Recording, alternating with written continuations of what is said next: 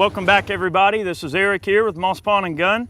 We're going to be shooting the Tavor SAR today, but before we get into all the nuts and bolts, let's go ahead and put some rounds down range, have a little fun. Hit it.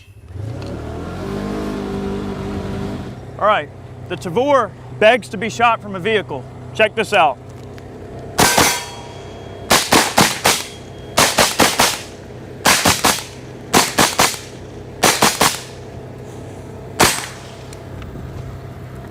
Oh yeah, good stuff. That's what I'm talking about. Man, I tell you, that Tavor, it just begs to be shot on the move. And I've had this particular gun about a year. I've been shooting it a good bit.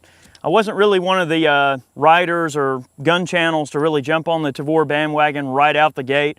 I'm kind of one of those sort of people that likes to get my hands on something and really develop a solid opinion on it over a period of time before I do a video. So this video has been about a year in the making in terms of, giving, what my opinion is on the Tavor.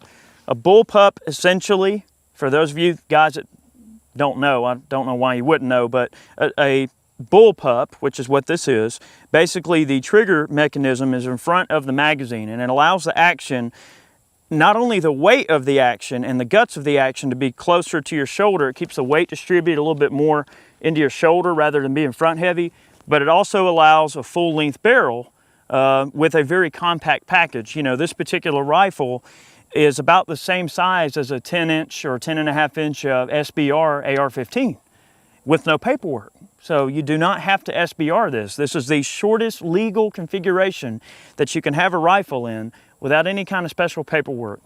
The breakdown and disassembly is very simple. They're very easy to take care of. It's a long stroke gas piston operation, so you get AK-like reliability.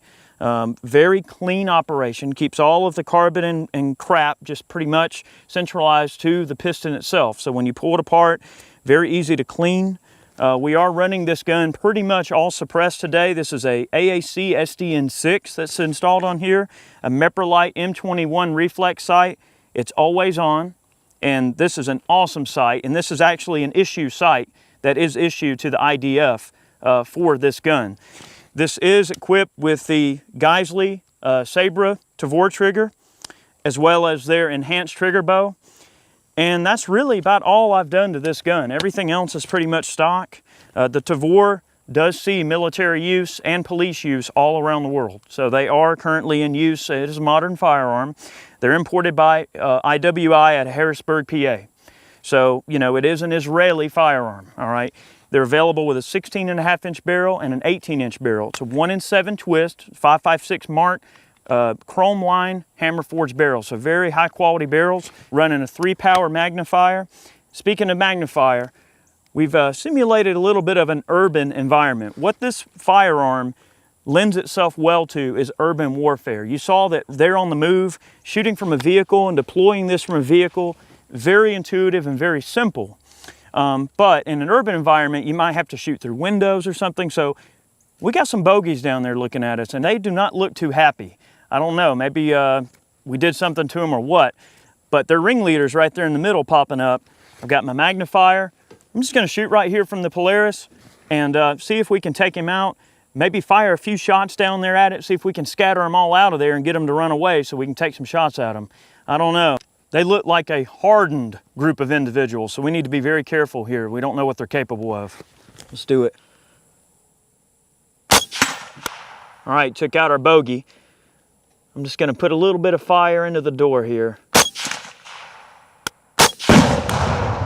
Oh crap. Man, they had that thing loaded down with something. Go, go, go, hit it, hit it. Let's get down there and look. Oh man, it might have been a suicide bomber or something, man. Holy crap. Look at that. Stop, stop. What is it? Where are they? What's going on? It's an ambush. Look at that. Take them out. Whoa, man.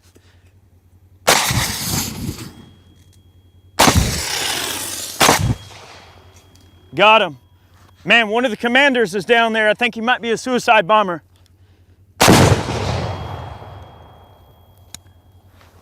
We're really lucky, guys. that could have went very badly. All right, let's go up to the top of the hill. We're gonna have a look around and take some long range shots with the Tavor from the Polaris here, have a little fun. Let's do it. All right guys, we've made our way to the top of the hill here. We're gonna take some shots with the Tavor, a little bit longer range. I've got gongs posted from anywhere from around 175 out to 3 1/4 or so. And I'm just gonna keep shooting from the Polaris here, trying to keep this video kind of on the move and active, because I don't know, there's just something about this rifle that it just lends itself well to being shot on the move, being shot in close quarters, but it does lend itself well to longer range accuracy as well. Even in the bullpup configuration, with it being nice and short, even the 16.5-inch barrel gives you full velocity that you would expect out of a carbine.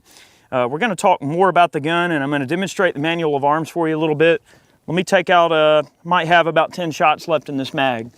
Let me just take a few shots and then I'll show you how this gun works. We're running the magnifier.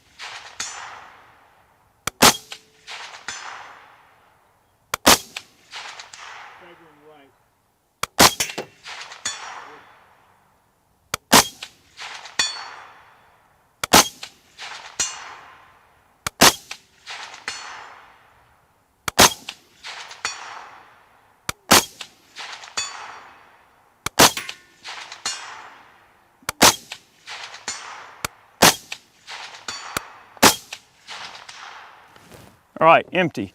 So the way that this firearm works, it's pretty interesting. A note on the safety, it's located right here on the grip where you would expect it. You can reach it with your thumb. Very simple. Okay, so your safety's here. Safety on, this lever right here drops the magazine. The nice thing is from the firing position, you can just bump your hand back and the mag should drop free. This gun's kind of skanky, a little bit dirty. The bolt is automatically locked to the rear on the last shot. Insert the magazine, push up, it chambers. That's it. The ammunition that we've been running the whole time and what we'll be running for the rest of the test here is ZQI SS109. It's Turkish produced ammunition. It's made to military specs. Very high quality SS109 ammo, very consistent, shoots very well. I'm making short work of that 325-yard gong. I don't want this to get boring, but we're gonna take a few more shots and talk a little more as we go. I'm just trying to, really show this gun in practical situations. It's a very practical firearm to just pick up and use.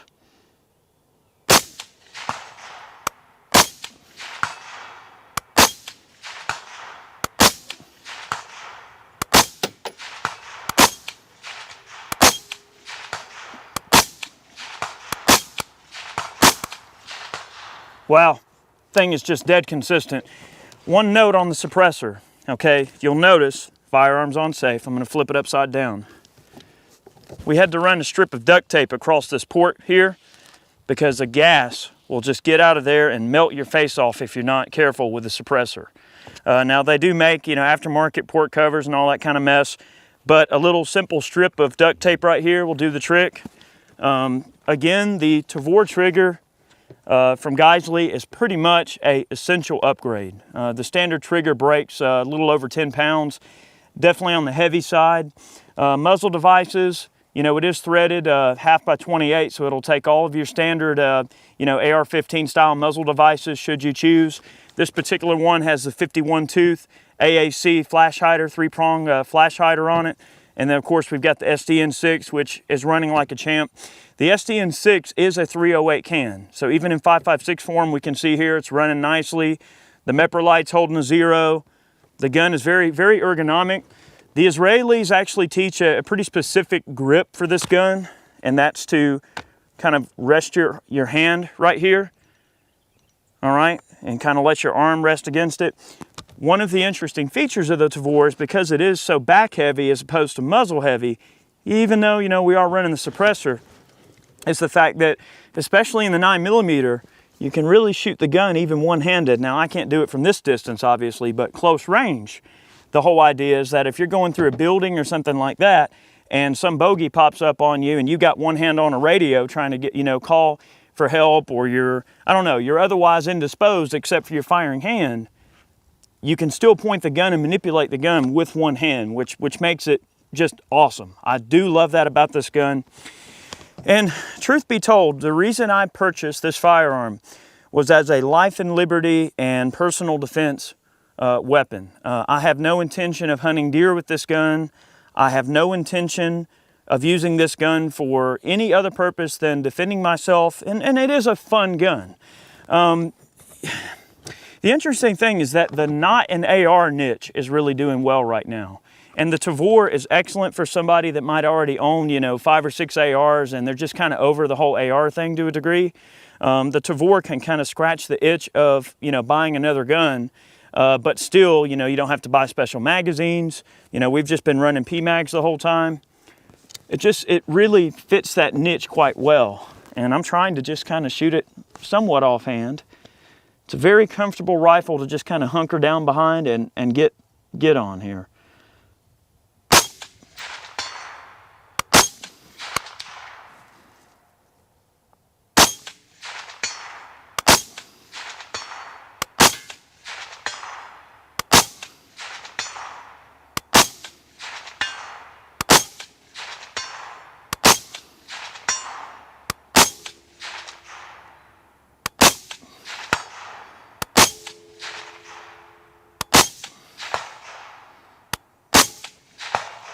Tell you what, I got some propane cans left down there next to my popper, left over from earlier. Let's see if I can pop those propane cans.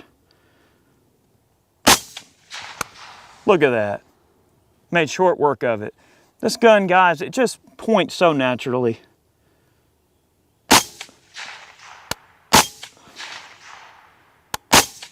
There's one. Those things come up nice. Well, let's finish out this magazine here. Tell you what, I got a Magnum auto popper way down there at 325. It's about the size of a human head. It's awfully tiny. Let's see if I can hunker down and hit it here. It's a long way, and I'm not exactly using a bench rest. I'm using a Polaris here. Let's try it.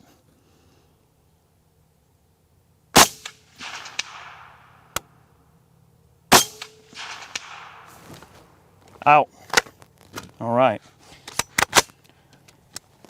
All right, I'm gonna reload the gun here. The best way to lock the bolt to the rear is to turn the gun, put it on your chest, pull the bolt to the rear, grab, and it locks, all right? Magazine in, again, very intuitive operation, ready to shoot. I'm gonna try to hit the auto popper and we're gonna finish out this mag on a couple other things here. You know, the Tavor is one of those guns that just, I know it's been, you know, reviewed a lot, and a lot of really good writers and YouTube channels have had this on their channel and everything, but I take gun reviews very seriously. I'm not saying other people, you know, don't by any means. Of course they do, but from my perspective, a gun like this, for one, you know, definitely does not equate to what would be considered a cheap purchase. I mean, I paid $17.50 for the gun, another $450 for the optic. You know, add an $800 suppressor, another $200 tax stamp for the suppressor, a magnifier, a $350 trigger, and it's quick to spend $3 grand on a Tavor. And guys, bear in mind that it doesn't even have any aftermarket accessories other than, I mean, optics obviously, but this is a pretty plain Jane Tavor overall. It's got all the upgrades that you need and nothing that you don't want. You know, some reviews, people will tell you what you want to hear, but I try to go out of my way. I want to make sure I tell people what they need to hear, not what they want to hear. So, you know, the Tavor may not be for everybody. Some people might not like it. Best thing to do is take one out and shoot it. If you got a buddy that has one, try it out. You know, some people like bullpups, some people don't. Going into owning this gun a year ago, I wasn't really a big fan of bullpups, but I figured since everybody was buying them up, I, you know, should try one out. And it just really takes a while to develop a real opinion. I'll tell you what, it's accurate though.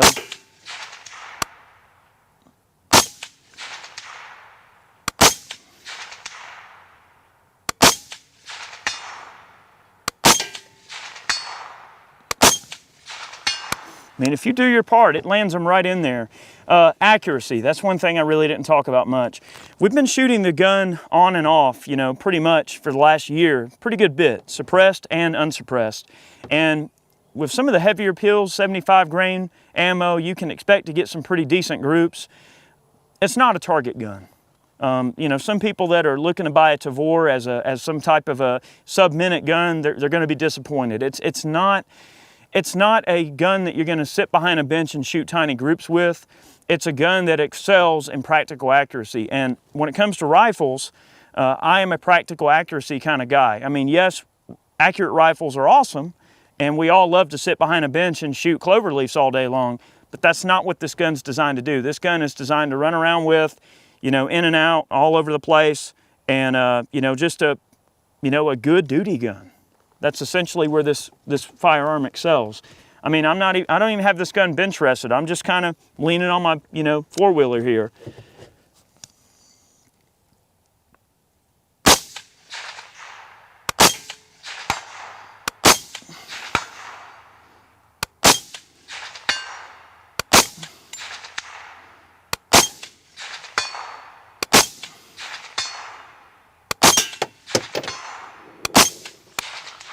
All right, tell you what, I'm gonna try to take my time, see if I can hit that little popper like I promised. I got a few rounds left here.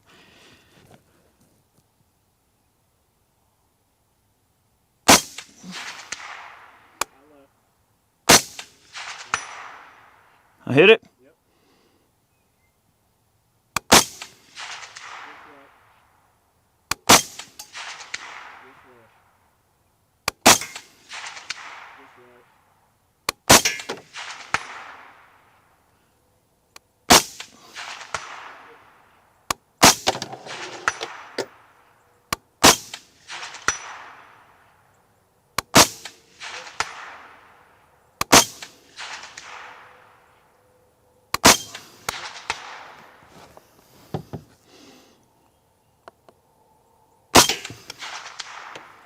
All out.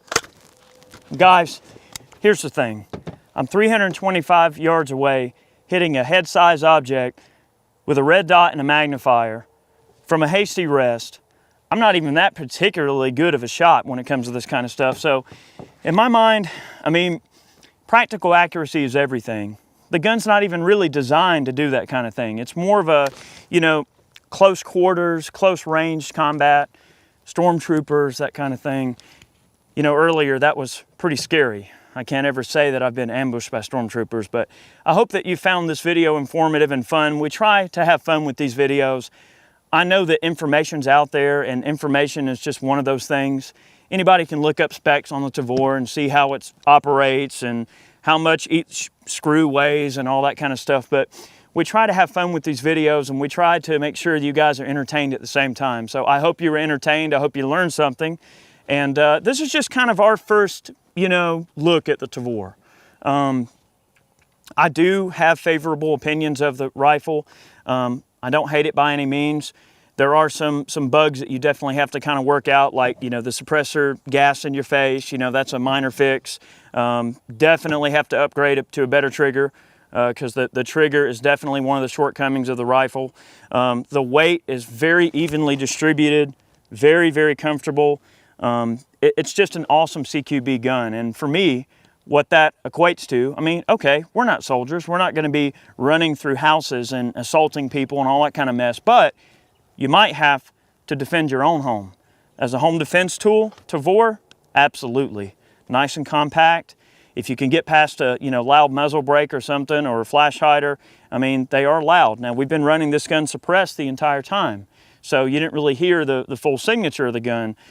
We will be doing more work with the Tavor. We'll probably end up doing some accuracy testing, because this Geisley trigger just really helps a lot with your trigger control and just tightening up those groups. With the standard trigger, when we first got the gun out, you know, and this has been almost a year ago, I was using just a 1-to-4 Vortex PST on it, and we were getting, you know, with the standard trigger, about 3.5, maybe 4-inch groups with ball, okay, at 100 yards. We're gonna see if we can improve on that with the Geisley trigger and with maybe some 75 grain match ammo. Stay tuned for that. Guys, thank you for watching today's video. I hope you enjoyed it. We're gonna go clean this gun, have a little fun. We'll catch you next time.